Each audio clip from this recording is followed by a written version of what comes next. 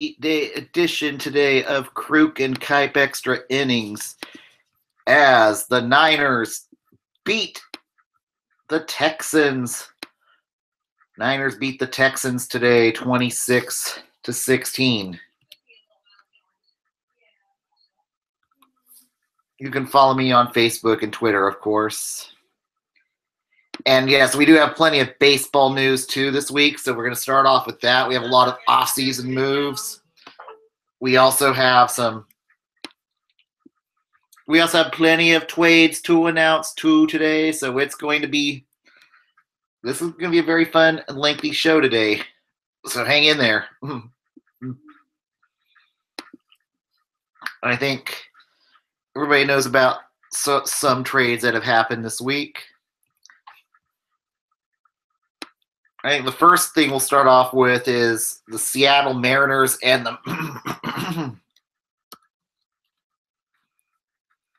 Miami Marlins agree to a trade, and D. Gordon has been traded to the Miami Marlins. D. Gordon's been traded to the Seattle Mariners. And Seattle's getting back in return Robert Duggar, Nick Neidert, and Christopher Torres will go to the Miami Marlins for D. Gordon.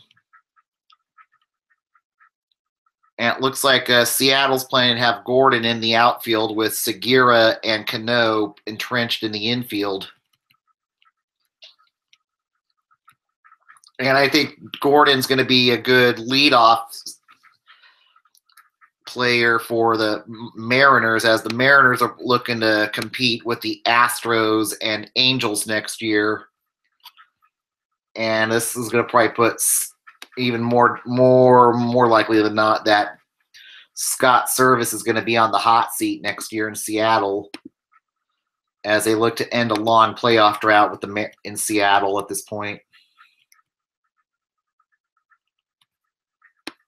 And that was the first of many trades and signings this week.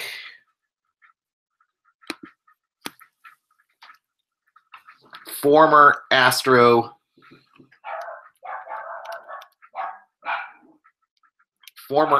pitcher Mike Fiers signs with the Detroit Tigers on a one-year contract.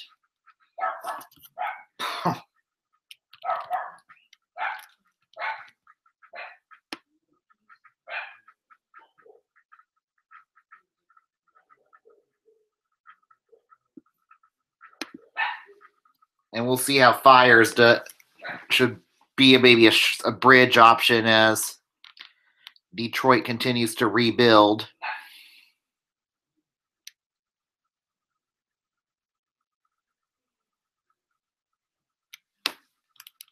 Kind of want to get some other trades that have happened before the big one.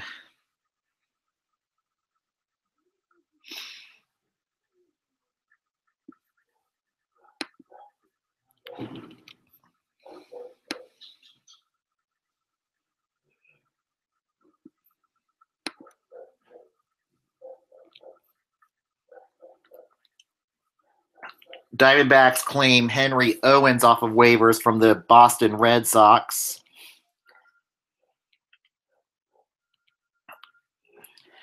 And he'll probably be going to Reno next year to start next season.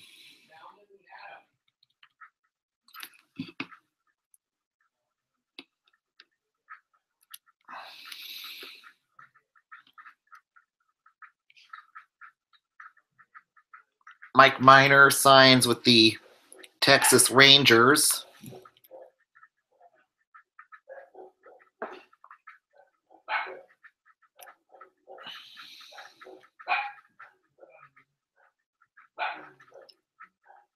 Aledmus Diaz has been traded to the Toronto Blue Jays as to add some depth for Troy Tulowitzki and Devin Travis, who are both injury prone.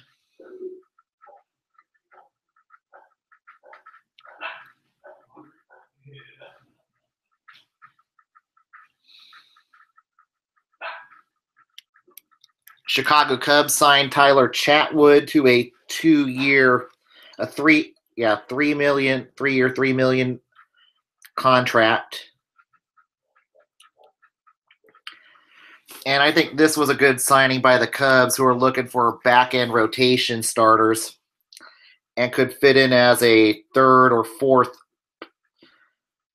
starter out of the Cubs rotation. That's going to feature Quintana, Lester, and Hendricks.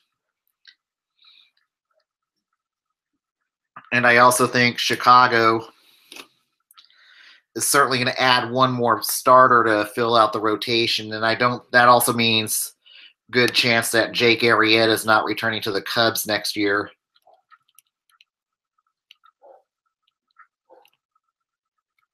A's designate Joey Wendell for assignment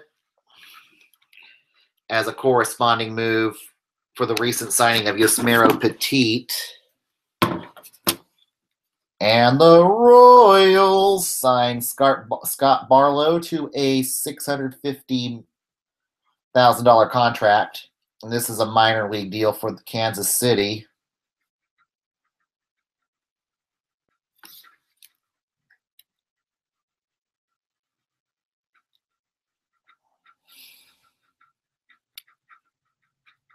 Casey Lawrence agrees to a minor league deal with the Seattle Mariners.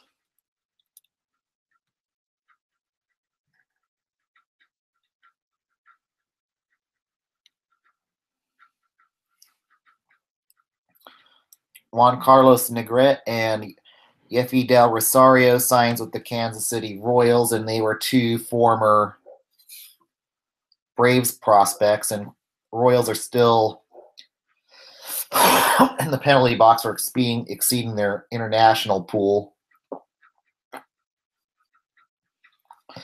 But these are free agents, so this doesn't apply to them on this one.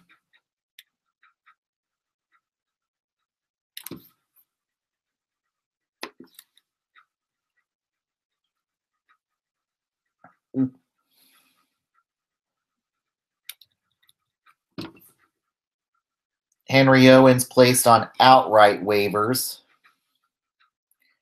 to clear the Red Sox to a possible acquisition. Diamondbacks re-signed TJ McFarland to a 1-year contract.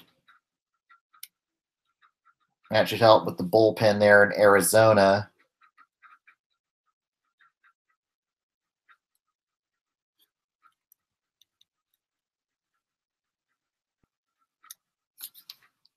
I also think Texas might be certainly one of the teams that's going to be in the market for Jake Arrieta.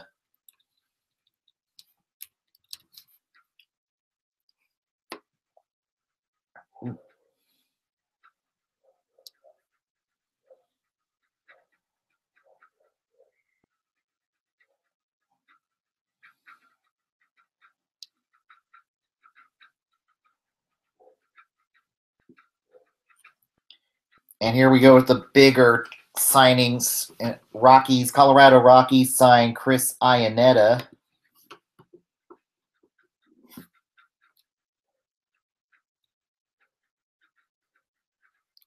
Signed catcher Chris Iannetta to a 2-year contract worth $8.5 million.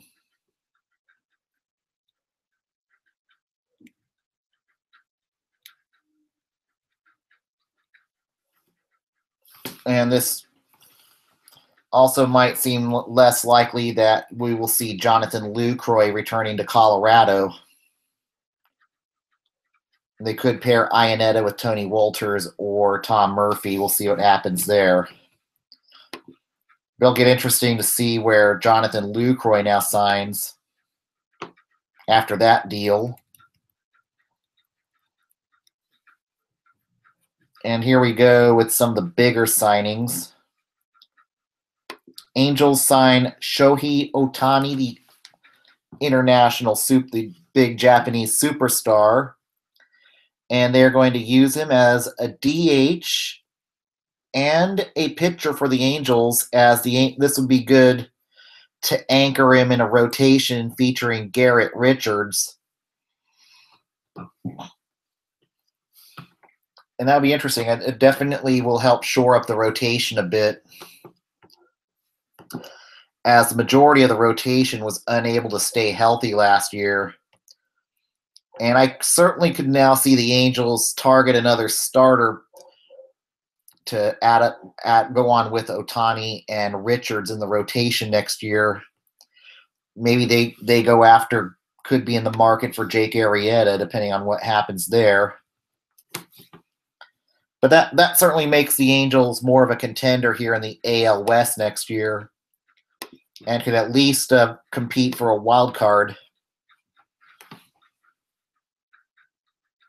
And now to the big trade everybody's been talking about. Giancarlo Stanton has waived his no trade clause to go to the New York Yankees, as he will join fellow Bronx baby bomber Aaron Judge. And that's going to make it a very scary batting order next year. You're going to have Aaron Judge, you're going to have Stanton, and of course Gary Sanchez,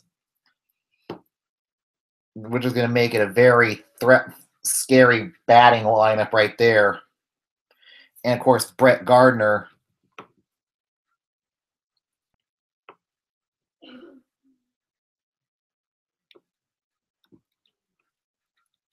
So it could be World Series or bust for the New York Yankees next year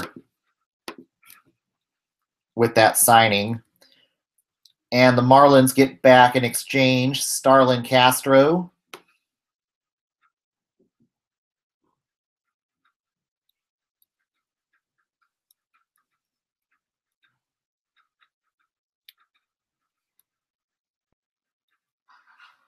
and it also means it's unlikely they will go after Bryce Harper next season.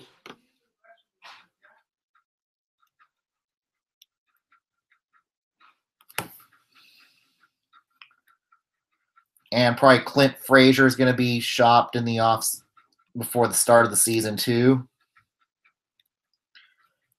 And then they didn't send any big prospects back along with Starlin Castro. And some low-level prospects go back with Castro. So this was essentially a salary dump for the Marlins, and the Yankees were the team that took the bait. And I think they got to be one of the favorites next year to win the World Series out of the AL. And on top of that, now it's going to force Boston to possibly counter by signing JD Martinez. And unfortunately, he might get that $200 million contract in Boston, since Boston's going to have to counter somehow, and that could become desperation for the Red Sox. And it might be interesting seeing JD Martinez trying to hit bombs over the Green Monster next year. And also maybe might mean New York might be another team that could go in for Jake Arrieta now. And then Brendan Morrow signed with the Chicago Cubs today.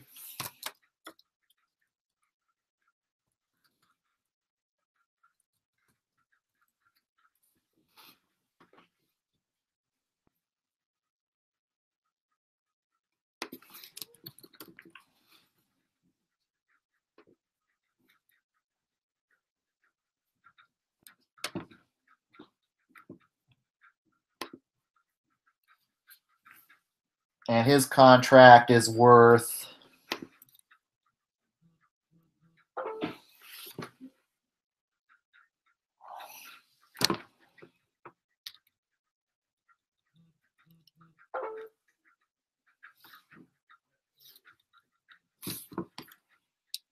figure out how much his contract is worth right now.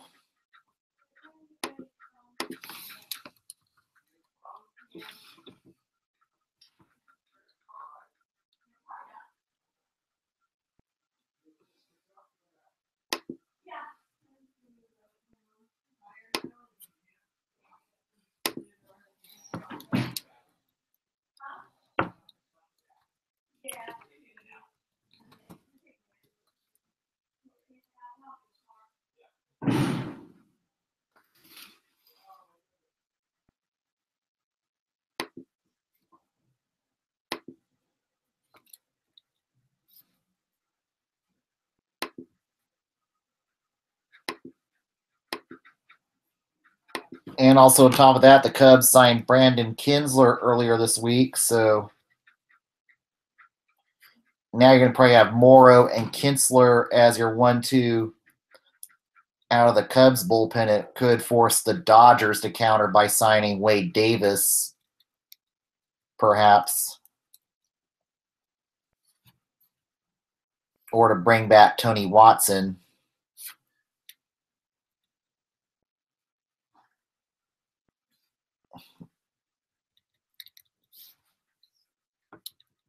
But his contract is it's a 2-year contract, pending a physical. It's about $10 to $11 million a year. So that really shores up the back end of the bullpen for the Cubs going forward.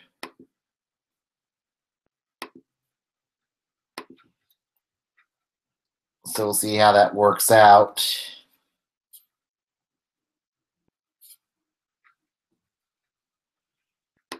And that's it this week as we go into winter meetings, as in terms of signings and trades. We should have a lot more next week on that.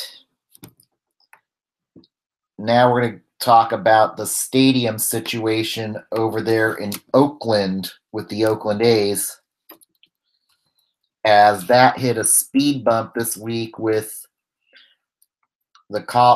Laney College Board of Regents terminating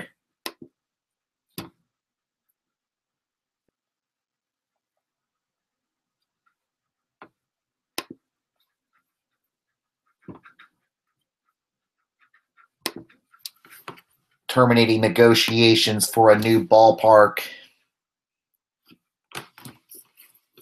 Terminating negotiations for a new ballpark on the Laney College site. So the Peralta site is now out of the question, as in terms of a new ballpark for the A's.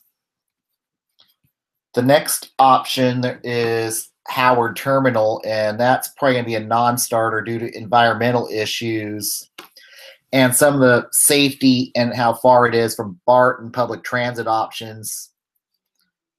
I really don't think that Howard Terminal is going to be a viable option for the A's, which leaves the Oakland Coliseum site. I think that's where the new ballpark is going to end up being, if they do. Or they may have to settle. This could be the last-ditch effort to keep the A's in Oakland, and I think this could be, unfortunately, the most likely option, is a renovation of the Oakland Coliseum. I don't think it's going to be the popular idea, but it might be the only doable idea at this moment for the Oakland A's to keep. And it could be doable. I think it's, despite the drainage system and stuff at the Oakland Coliseum, I certainly think a renovation can be doable. You can certainly, once the Raiders leave in 2020, you can take down Mount Davis and possibly make the Raiders pay for that, since they're still paying on Mount Davis from the last renovation in 1994. And then maybe you add seats to foul territory and take away some foul territory, and you have a baseball-only Coliseum. May not be popular, but also it could be the only thing that could work to avoid relocation. And if they do decide to relocate, there's Sacramento, there's the Arco site up there in Natomas. That certainly has development, could be development worthy, where you can have an entertainment district and a 35,000 seat ballpark where Arco Arena currently is. And back in the 80s, they were planning a cookie cutter stadium for the Raiders back in like 1985. That could definitely be in play to bring an MLB team to Sacramento, say that happens. And definitely Sacramento might be a more workable situation with the A's. since Sacramento might be more willing to help the A's get a stadium.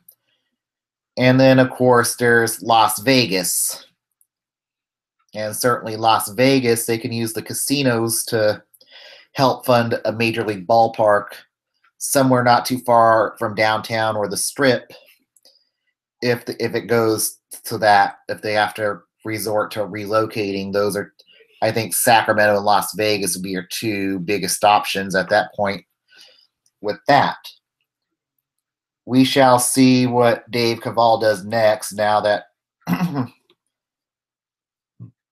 the Peralta site is now, for all intents and purposes, out of play.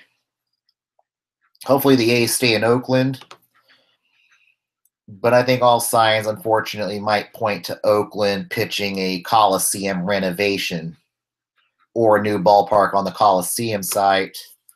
Maybe currently where Oracle is once the Warriors leave in a couple years for San Francisco. But that's just, it's a lot of questions up in the air regarding that. Now, on to the 49ers. I'm going to get something to drink first.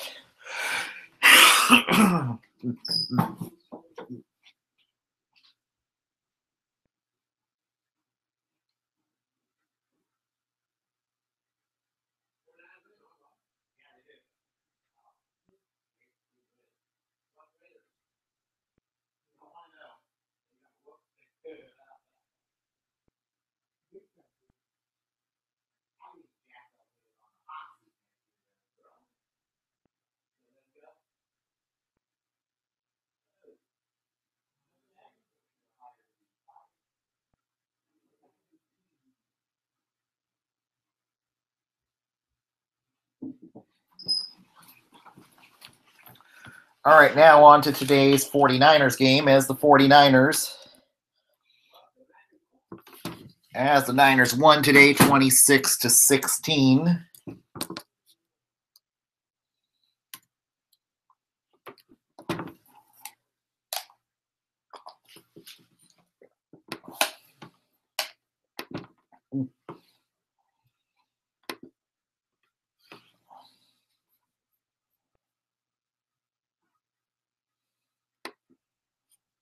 And Jimmy Garoppolo was great. He did have one interception in that game.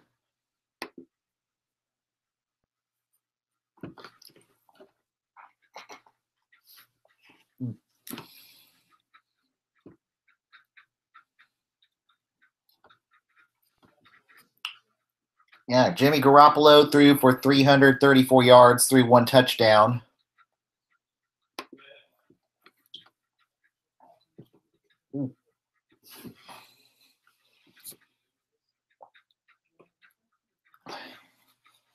One touchdown, one interception. Carlos Hyde, 78 yards rushing, one touchdown. The 49ers are back on the 17. Garoppolo with the empty back. There we go. And TJ Yates came in for Tom Savage in that game. About that in a minute. We started off with field goals. It's a touchdown. And it looks like he's fishing. He caught one. And there's the prize photo. Ooh.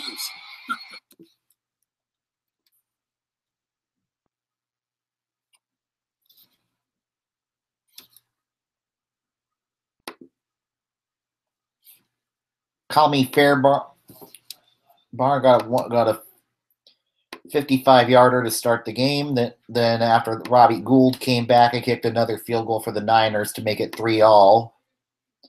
Then Carlos Hyde runs for a touchdown after that to make it 10-3. And then DeAndre Hopkins catches the football from Yates to make it 10-9 with the field goal, the extra point missed. Robbie Gould comes back to make it 13-9 going into halftime. And by then, Tom Savage left the game with a concussion. TJ Yates came in to threw 2 touchdowns after he came in.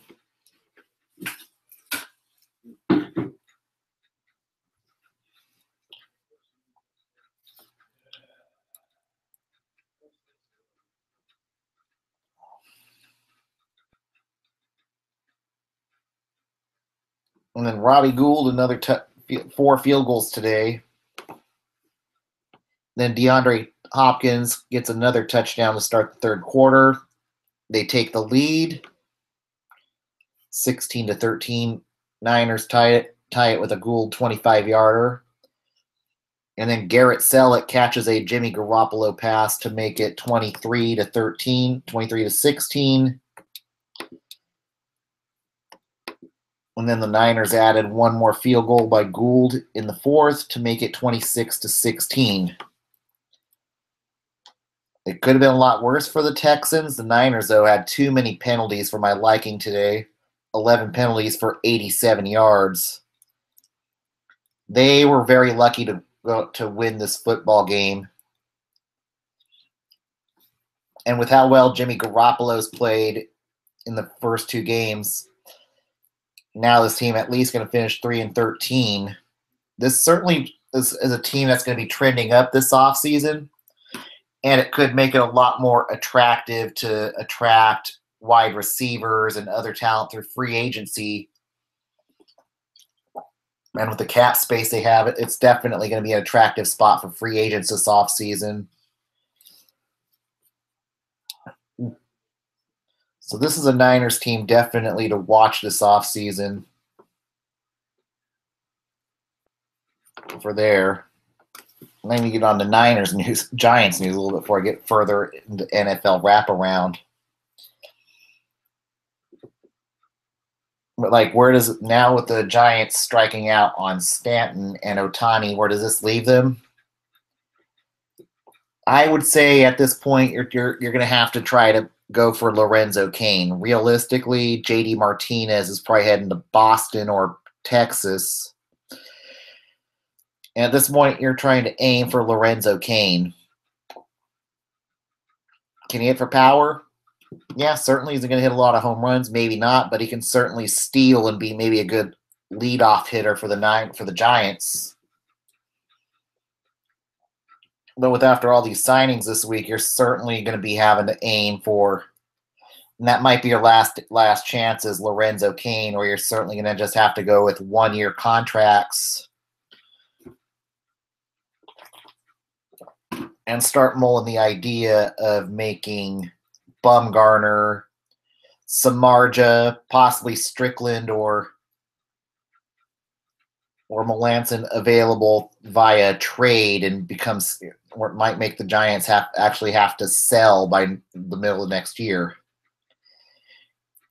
because you're going to be maybe down to, if you strike out on Lorenzo Cain, your last options are Cameron Maybin or John Jay to 1-year contracts, and you might just have to fill the lineup out with 1-year contracts, and it might hurt for the short term, but it just might make the Giants admit it might be finally time to sell. And you know what? You can get a nice return for Madison Bumgarner if you make him available through a trade. But we'll see what the front office does now.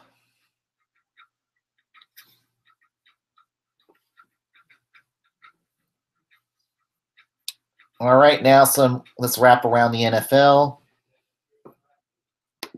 Thursday night, the Falcons beat the Saints 20-17.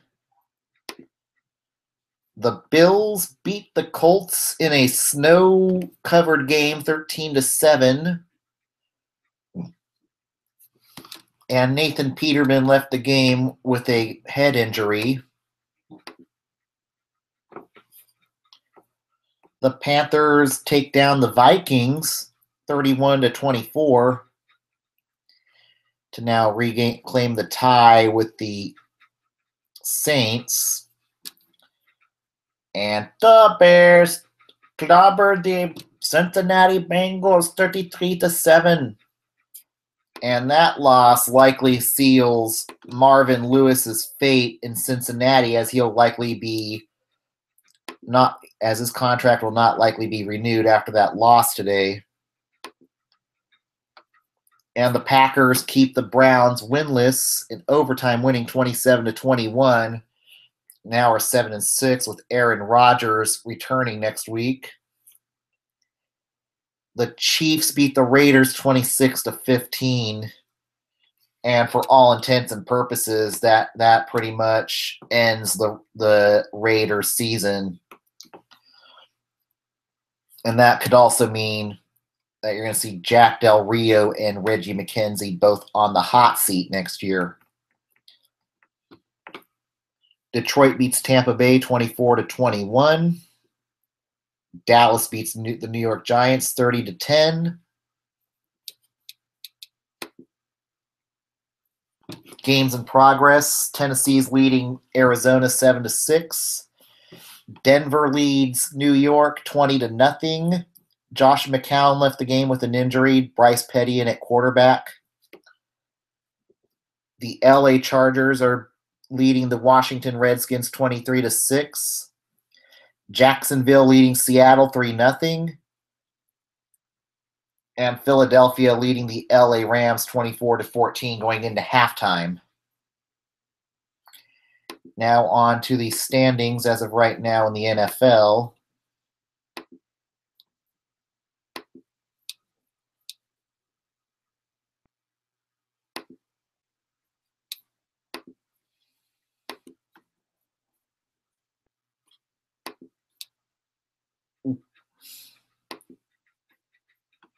Buffalo now at 7-6, some way, somehow.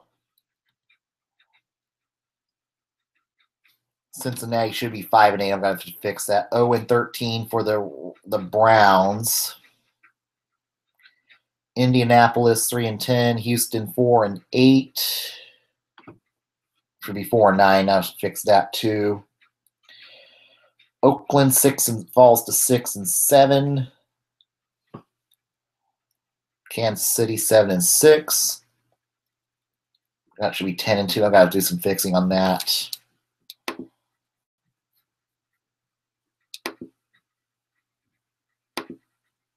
Minnesota 10-3. Detroit 7-6. Green Bay 7-6. New Orleans and Carolina tied for the South. Atlanta 1 game back after that win. And LA and Seattle very close right now.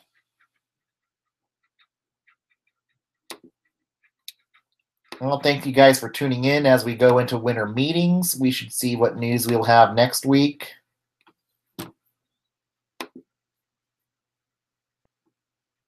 And hopefully the Sharks will beat hopefully tonight the San Jose Sharks will beat the Minnesota Wild, make this a really good day. Goodbye.